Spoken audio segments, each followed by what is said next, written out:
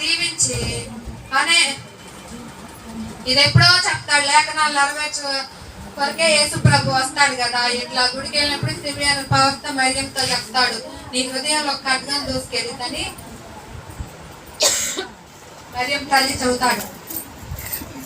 అయితే నా హృదయంలో దూసుకెళ్ళేది అని చెప్పి ఆలోచిస్తా ఆ తెలుగు కాడ గుర్తు చేసుకుని ఈ మాటను కూడా ఆ రోజు చెప్పాడు కదా దైవజనుడు ఇట్లా అని చెప్పేసి ఆలోచించుకుంటా ఉండేది.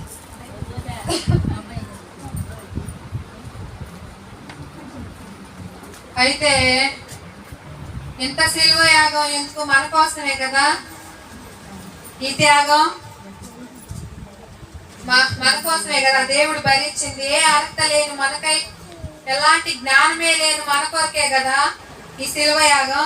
ఏ మంచి లేకున్నా మనల్ని ఎంచుకొని, అర్హత లేకున్నా అయోగ్యంగా ఎంచిన దేవుడు మన దేవుడు. మనల్ని ఆయన చూడకుంటున్నా కూడా మనల్ని చూస్తున్న దేవుడు. జ్ఞానమేమి లేకుండా కూడా మనల్ని ఎంచుకున్న దేవుడు. జ్ఞానాత్మతో నింపి జ్ఞానిగా మనల్ని నడిపిస్తున్న దేవుడు. ఎందుకు ఈ ప్రేమ, ఎందుకు ఈ త్యాగం?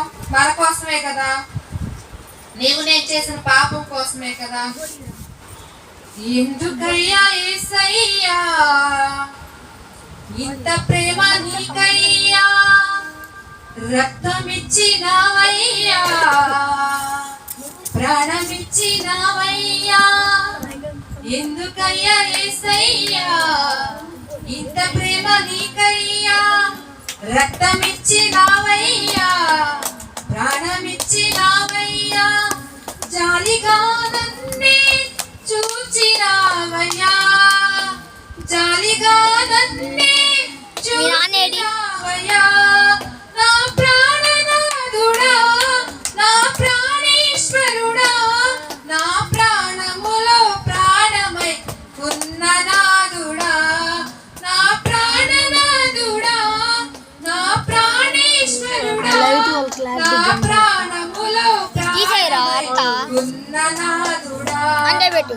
ఎందుకయ్యా యేసయ్యా ఇంత ప్రేమ నీకయ్యా, రక్తమిచ్చినవయ్యా, ప్రాణమిచ్చినవయ్యా. ఏ మంచి లేకున్నా నన్ను ఎంచుకున్నావు, అర్హత లేకున్నా యోగినిగా ఎంచావు. ఏ మంచి లేకున్నా నన్ను ఎంచుకున్నావు, అర్హత లేకున్నా యోగినిగా ఎంచావు. నేను నిన్ను చూడకున్నా నన్ను నీవు చూసావు, నేను నిన్ను చూడకున్నా నన్ను నీవు చూసావు. ఇడువక నాయడ కృప చూపుచున్నావు. నా ప్రాణనాథుడా, నా ప్రాణేశ్వరుడా, నా ప్రాణములో ప్రాణమై ఉన్న నాథుడా, నా ప్రాణనాథుడా, నా ప్రాణేశ్వరుడా, నా ప్రాణములో ప్రాణమై ఉన్న నాథుడా. ఎందుకయ్యా యేసయ్యా ఇంత ప్రేమ నీకయ్యా, రక్తమిచ్చినవయ్యా, ప్రాణమిచ్చినవయ్యా. హల్లెలూయా, హల్లెలూయా. మన కోసం రక్తం ఇచ్చాడు దేవుడు, ప్రాణం ఇచ్చాడు. మన అంత శ్రమలో కూడా ఎక్కడ కూడా ఇడువని ఎడబాయిక తల్లిలా లాలించి తండ్రిలా ప్రేమించిన దేవుడు.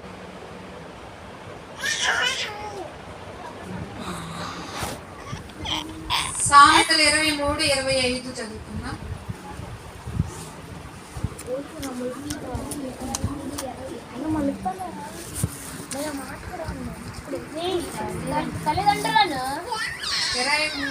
నీ తల్లిదండ్రులను నీవు సంతోషపెట్టవలెను, నిన్ను కనిన తల్లిని ఆనందపరచవలెను. చాలు. మన తల్లిదండ్రులు ఎప్పుడు కూడా మనం సంతోష పెట్టేవారిగా ఉండాలి, ఎప్పుడు కూడా ఆనందపరిచేవారిగా ఉండాలి. మన బాధ్యతలు కూడా మనం ఎప్పుడు కూడా మర్చిపోకూడదు అన్నమాట. మన బాధ్యతలు అంటే ఏంటి? మన తల్లిదండ్రులు రెస్పెక్ట్ చేయడం. సంఘంలో మన బాధ్యత ఏదైనా ఉన్నా చేపలు వేసే బాధ్యత మనకు అప్పచెప్పారనుకో ఒక బాధ్యతగా ఉండాలి.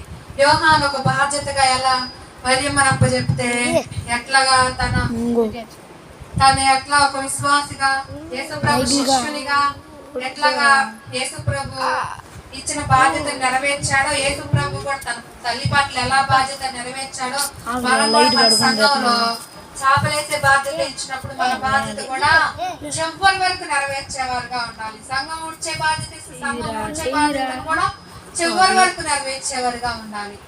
సంఘం తుడిచే బాధ్యత నీకు ఇచ్చారంట, ఆ బాధ్యతను కూడా మనం చివరి వరకు నెరవేర్చేవారుగా ఉండాలి. వాక్యం చెప్పే బాధ్యత నీకు అప్పచెప్పినప్పుడు ఆ బాధ్యతను కూడా మర్చిపోకుండా ఆ బాధ్యతను మనం నెరవేర్చేవారిగా ఉండాలి.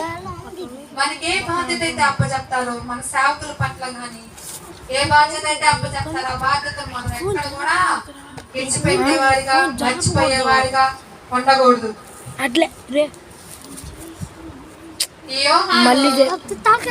యేసు ప్రభు మాట చెప్పని వరకు కూడా సిలువ వేస్తున్నప్పుడు కూడా పక్కనే ఉన్నాడు, దేవుని పక్కనే ఉన్నాడు. యోహాన్ అనే మాటకు అర్థం యెహోవా దానము, యెహోవా బహుమానం అని అర్థం. ఆయన తను తాను తగ్గించుకొని యేసు ప్రభు కంటే ముందు యేసుక్రీస్తు అనే సంఘం ద్వారాగా అనేక మంది మారు మనసు పొందుతూ అనేక మారుస్తూ యేసు వైపు తిప్పిన శిష్యుడు అన్నమాట. యేసు ప్రభు కంటే తను తాను తగ్గించుకొని యోహాను 1:27 చూస్తాం మనం ఆ మాటలో. చేతుల్లో 1:27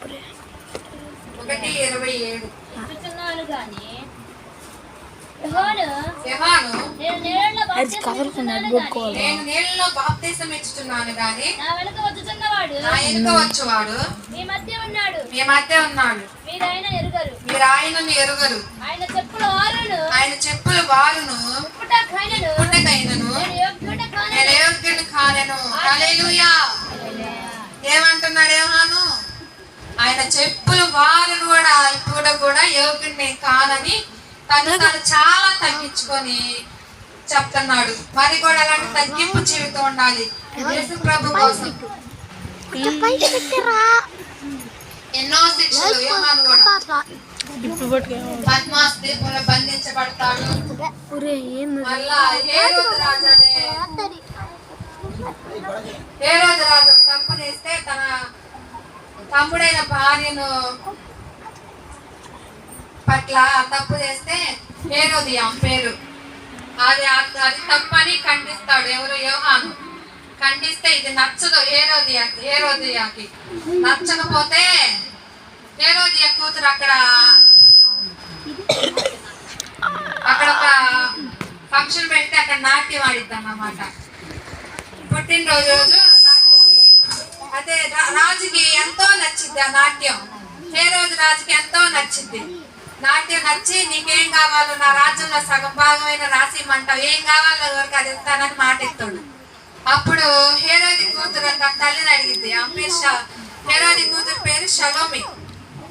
తల్లిని అడిగితే ఏమడిగేది, ఇట్లా అది బహుమతి ఇస్తానన్నాడు అని చెప్తే రాజుగారు యోహాన్ తలనడుగాని యోహాన్ తలనడిగితే ఏం మాట్లాడలేక హేరోదు రాజు యోహాన్ తలనే అతనే ఖండించి ఒక ప్లేట్లో పెట్టి ఇచ్చేస్తాడు షలోమికి. అప్పుడు ఎంతో సంతోషించింది హేరోదియా అసలు రెండో యజమేలు అనుకోవచ్చు మనం అయితే. అంత కఠినమైన హృదయం అన్నమాట ఉంది. అంటే యోహాన్ కూడా ఎన్నో బాధలు పడుతూ కూడా యేసు ప్రభు ఎంపడిచ్చిన శిష్యుడు. ఈ బాండింగ్ అసలు యేసు ప్రభుకి యోహాను కడుపులో ఎలిజబెత్ కడుపులో ఉన్నప్పుడే యోహాను అప్పటి నుంచే ఉందండి. ఈ వాక్యంలో మనం చూస్తాం. లోకాసు వార్త 1:41.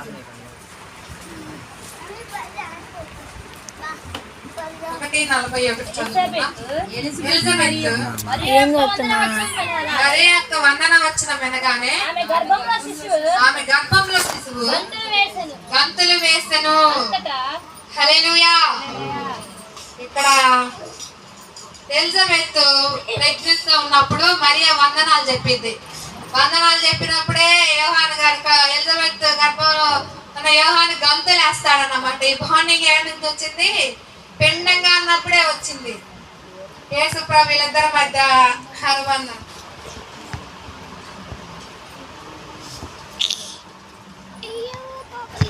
మనం కూడా తండ్రి చిత్తాన్ని నెరవేర్చే వారిగా ఉండాలి. యోహాను ఎట్లయితే నిలబడ్డాడో చివరి వరకు కూడా మనం కూడా ఆయన చిత్తాన్ని నెరవేర్చే వారిగా ఉండాలి.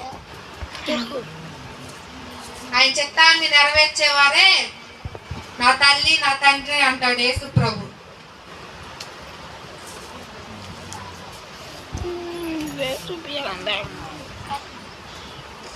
ఆయన చిత్తాన్ని నెరవేర్చేవారిగా మనం ఉండాలని కల్పిస్తుంది. ఈ కొద్ది మాటలు దేవుడు తీసుకున్నా. దేవానికే వందనాలు, స్తుతి స్తోత్రాలయ్యా తండ్రి. ప్రభువా మహిమ కలిగిన రాజానికే వందనాలు, స్తోత్రాలయ్యా తండ్రి. అయా అయా నాన్న కూడా మాట మాట్లాడుకోవడానికి సమయం ఇచ్చినందుకు నీకు వందనాలు ప్రభా. మేము కూడా ప్రభా యేసు ప్రభు ఎంపడు ప్రభా తన మరణాంత వరకు యోహాను ఎలా అయితే బాధ్యతగా నిలబడాడో ప్రభా, మేము కూడా నీ సంఘంలో ప్రభా బాధ్యత కలిగి ఉండాలయ్యా తండ్రి. తల్లిదండ్రుల పట్ల ప్రభా అయా యేసయ్యా నాన్న సంఘంలో విశ్వాసుల పట్ల ప్రభా, సంఘం పట్ల ప్రభా అయా మేము ఎంతో బాధ్యత కలిగిన విశ్వాసులుగా ఉండడానికి సహాయం చేయండి ప్రభా. అయా నీ బాధ్యతను ప్రభా నమ్మకంగా ప్రభా ఎంతో నమ్మకంగా తండ్రి నాన్న నెరవేర్చే బిడ్డలుగా సహాయం చేయండి ప్రభా. ఎక్కడ కూడా ప్రభా నాన్న మా తల్లిదండ్రులు నిర్లక్ష్య పెట్టకూడదు ప్రభా. ఎక్కడ కూడా ప్రభా మా తల్లిదండ్రులు మేము విడిచిపెట్టకూడదు అయ్యా తండ్రి. ఎక్కడ కూడా ప్రభా మా తల్లిదండ్రులు ప్రభా మేము ప్రభా నాన్న అసభ్యంగా మాట్లాడకూడదు అయ్యా తండ్రి ప్రభా. అయ్యా తల్లిదండ్రులకు లోపడే వారిగా తండ్రి ప్రభా వారి మాటలకు విధేయులు చూపేవారిగా సహాయం చేయండి ప్రభా. అయా యేసయ్య మేము కూడా ప్రభా ఇక యోహాను వలె ప్రభా నిలబడటానికి సహాయం చేయమని ప్రభా యేసుక్రీస్తు నామమున ప్రార్థిస్తున్నాను పరమ తండ్రి. ఆమేన్. సిలువను మోసి